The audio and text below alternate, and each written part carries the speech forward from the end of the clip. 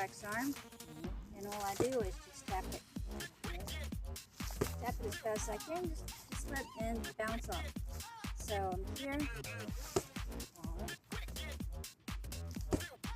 I'm not punching it, but do you see there's some force there? Yes. There's a little bit of strength there, even though I'm not really doing anything. I'm not really following through. I'm just kind of letting it slide out. So if I were to carry it forward a little bit more, then that power would carry more into that punch bag.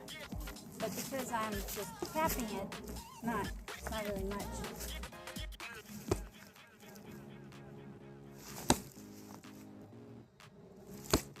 I'm not even trying. But you see there's some strength. Remember when you think about dropping the knee, it just naturally, you just become lower and it all lines up. Just try it. But don't stay there. We're just tapping.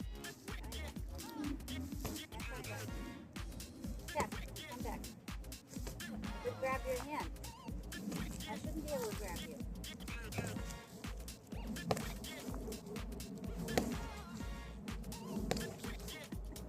Drop that knee.